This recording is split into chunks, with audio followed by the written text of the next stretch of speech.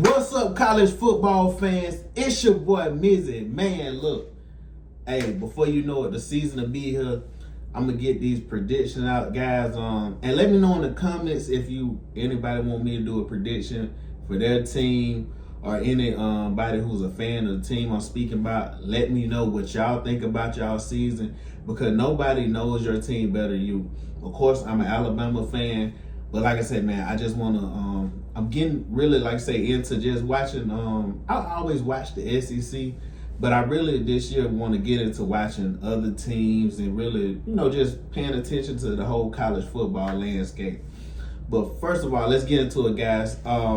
Today we're going to be doing a prediction, I guess a preview and a prediction for Georgia's schedule for the upcoming 2026 year. So guys, last year, Georgia, we all know how it ended. They lost to Ole Miss. Trinidad went crazy. That was a great game, great college football game.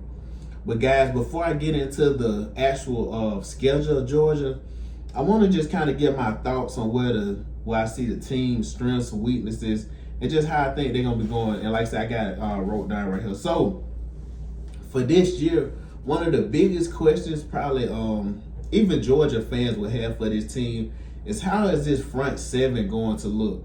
I think this is going to be a great defense. As always, Georgia always has a great defense. But the front seven, last year the front seven only got 20 sacks. And that's not a normal Georgia year. And, you can even see certain games them struggling to get to the quarterback. Now, Georgia did only allow 16.2 points per game. So that was great. So they didn't let a lot of people get in the end zone. But you could tell once you play the Ole Miss, because any team you play in the playoffs, most likely is going to be a good to great team. So everything that you build through the season, it kind of helps, when you get to that top of the mountain, you get to that point. But like I said, the front seven, what will the front seven be? Will it be one of the top front sevens, 10, 15? Like, your front seven in college football, the landscape that it's in now, one thing, guys, and I'm probably going to do a video on this, but you can't build that depth that you once had, that the Georgia, Alabama, LSU, the teams when you had to the top first string, to the third and fourth string, you was just loaded with 5 stars. With the NIL deals, transfer portals, just the college football landscape, you no longer can build like the 2020 team Georgia had, or just like I say, having that depth. So all these predictions will be based on a team being healthy.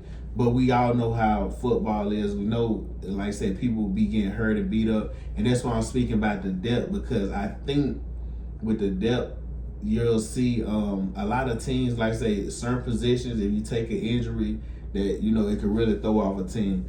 But also, who will be the wide receiver one for this team? Zachariah Branch, he's gone to the NFL. I don't remember what team he got drafted to.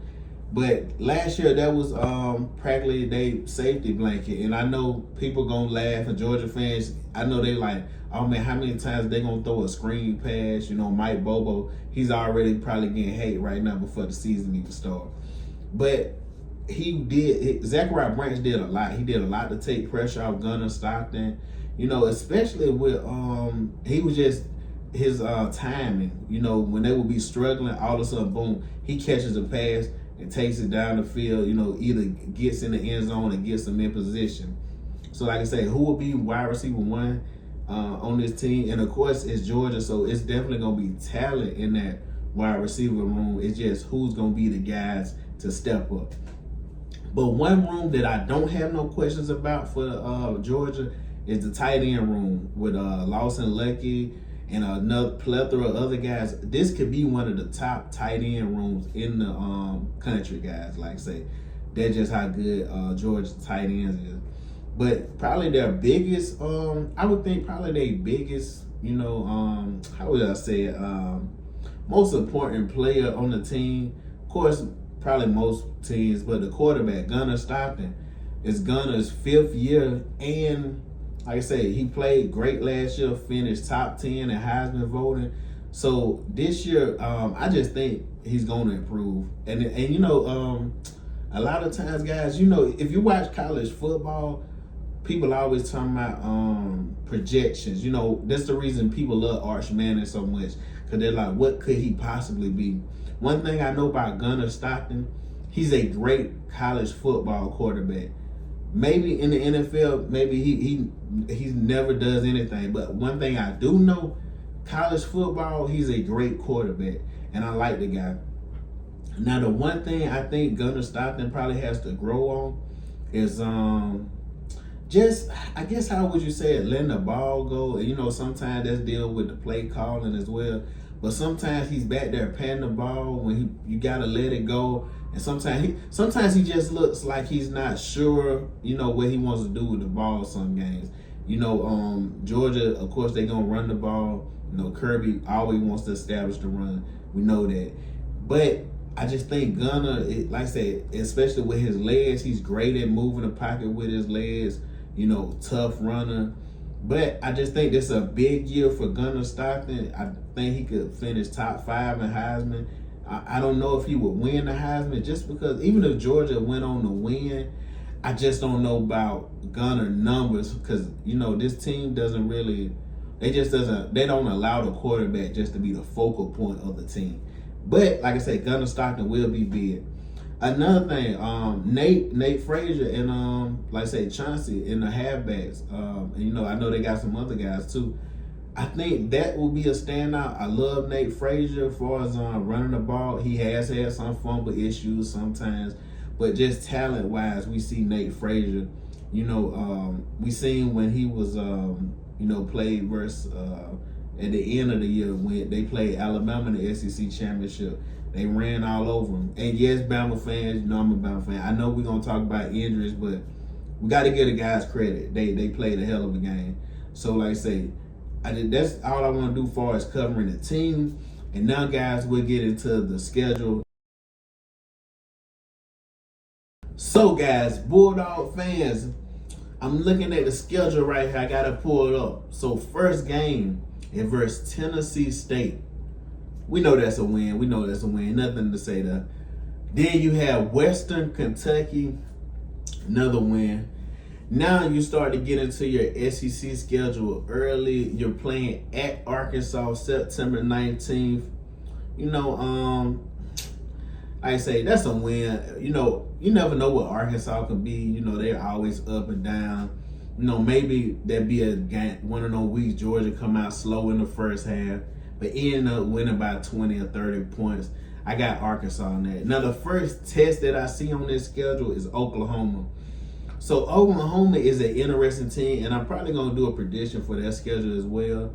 And let me know in the comments if y'all want to see that. Oklahoma, I think that their schedule, Oklahoma team is a great team. Especially, man, we seen last year, that D-line was vicious. That D-line. This is another team that has a great tight end room. But I think John Material, what would he be? We seen him kind of post-injury, pre-injury last year. The guy looked super talented. What would he be? I think this would be a game Georgia ends up winning, but I think it will be one of those games a lot closer, nip and tuck than they thought it would be. I could see Georgia defense getting a couple turnovers off John Material, getting a couple fumbles. This game, I probably would have Georgia winning 10 to 15 points. And guys, like I said, if y'all come back to these predictions as well, and because, you know, these are preseason predictions. And we get into the season, and I'm seeing something different in the season that makes me think Oklahoma will win. I'll give a prediction that actual week, and it could be different from the preseason, if y'all understand what that means. But, like I said, I think they will win the Oklahoma game. Next, they have Vanderbilt. I got Georgia winning that. Diego Pavia, I don't know. I guess he could come back for a 30th year. But like I say, then we got the boys. They coming to Tuscaloosa. Hey, Georgia fans, I know Georgia is like, how many times are we gonna play in Tuscaloosa? This right here, I have been the first loss on Georgia's schedule. I'm not even picking this guy just because I'm an Alabama fan. I know y'all gonna say it's biased anyway. But the real reason I think Alabama will win this game, because I think coming into this game, I think both teams will be undefeated, and I think Alabama will, especially at home. Maybe if this was in Athens, I probably would pick Georgia. I just think, because see, this team is young, so being on the road, I think that would be a lot more difficult. Being at home, you will get, you're more comfortable. I could see, and Alabama hasn't named a starting quarterback yet, but I do assume it's going to be Keelan Russell. I could see Alabama, this game, jumping out to a quick lead and then kind of holding that lead, through the game and end up winning by 3 points. Some real close like that. Maybe even similar to last year when they played in Athens, when they was up early and then Georgia fought back and lost a close game. That game might have been 24-21 if I'm remembering correctly. But that's the first loss I got for Georgia this 2026 schedule. Next, they're playing Auburn. And this is interesting, guys, because I promise you, Auburn is always one of them teams you never know what they could end up being. Anytime Auburn has a great year, you kind of don't even, you don't see it preseason. It's just all of a sudden they start rolling. I do like Auburn, switching up some stuff. They had new head coach and everything, but I got Georgia winning this. I just don't see Auburn being able to put up enough points against Georgia. That's the reason I got Alabama winning, because Alabama has a lot of talent on wide receivers, in the running back room. I just don't see them having enough talent to Auburn have enough talent to beat Georgia. Then you got Georgia playing Florida, October 31st. And like I say, this and you see the schedule, these SEC schedules, even guys me saying, them winning at Auburn, when you're playing the SEC schedule, any of these games could trip you up if you don't come in with your A game. But like I say, man, they're playing Florida. I think this will be another game, probably a 10-point win for Georgia, just because Florida is a tough team. They have a lot of talent, man. We seen last year this game. I can't remember the exact score, but last year this was a tough game for Georgia. They ended up pulling it out, though. Like I say, and then another game. This right here is gonna be one of the game of the years too, at Ole Miss. And like I say, this is November the 7th, so this gonna be after Ole Miss, early in the season and play LSU. So we'll, especially this time of the year, we'll know what these teams definitely are. We'll know if Trinidad Chambliss is just going crazy, running roughshod over college football, where he's at. So like I say, at Ole Miss, the team you lost to last year, I just don't see Georgia losing twice in a row to Ole Miss. One of the biggest reasons, just because it's hard, guys, and it's at Ole Miss now. It is at Ole Miss, so they have to go on the road. I just see Georgia pulling this out. I'm not gonna lie, I could see Georgia kind of making a statement this game, not just blowing the doors off of Ole Miss, but I could see them 12, 15-point win, and then especially, like I said earlier, depending on the front seven, did last year when they lost to Ole Miss, teach them anything about, gap control, containing Trinidad Chambliss. When you play certain quarterbacks, you kind of, sometimes you don't want to rush right in. You got to contain. So like I say, I just don't see them losing again to Ole Miss. I just don't see it, guys. Like I say, maybe it could be. Maybe Trinidad Chambliss is #1 in Heisman voting at that time, and he just goes crazy. Then you got Missouri. Like I said, I got Georgia beating Ole Miss. Then you got Missouri. I got Georgia beating Missouri right now. And to be honest, I just don't know enough about Missouri team right now to make me trust in them. Missouri had a decent to good team last year, and Missouri, they kind of in the middle of the pack. They never a bad team or just a horrible team. They're just a okay team. Like I said, I got Georgia win there. Then you got South Carolina at South Carolina. And it's funny because these games that's at the end of the year, they're always kind of trick games. They're games that If you're not on your P's and Q's, you can definitely lose. But I just see Georgia winning this. I don't see Georgia losing to South Carolina, especially if they're only, as if it goes the way I'm saying, and they're only losing to Alabama at this point. I think that they will be like, look, the college football playoffs are, it's nip and tuck, probably between 1 through 10. And we know that wins are at a minimum. You can't lose too many games. Maybe two at the most, depending on where everybody else is seeded. But I think they'll win this. I just don't see them losing to South Carolina. Then they have Georgia Tech. It's funny because every time these recent years they played Georgia Tech, it's been a tough game, no matter how Georgia Tech can look. So I'm gonna say Georgia gonna win this game, but last year I thought it was gonna be a blowout. It still was a tough game, so I'm gonna think Georgia gonna win this game, maybe a 10-point victory. It's just something about when you play your rivalries. It's like almost like Alabama playing Auburn. No matter what that team record is that year, when they play in their like I say, they play you, it's always a game. It's just something about rivalries that make people play overhead. You got guys playing better than they did play all year. So guys, that's it for right now. I got Georgia beating Georgia Tech. So I got Georgia losing 1 game for the year at Alabama. Like I say, like I say, it's interesting. That's why I love to do these videos, because then you can come back and be like, see if you was right or wrong.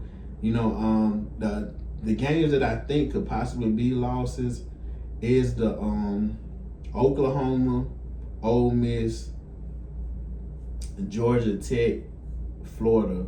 And I think right now when I looked at it was on one website, they had Georgia projection for the season at 9.5. So I do have them going over for that total. But guys, look, subscribe, share, like the video. Georgia fans, hey, go in the comments, let me know what y'all think. Do you think y'all gonna go undefeated this year? That's a possibility as well. This Georgia team is good enough for that. Like I said, it's a lot to like about this team. But I catch y'all guys next time. Like the video, subscribe, appreciate you.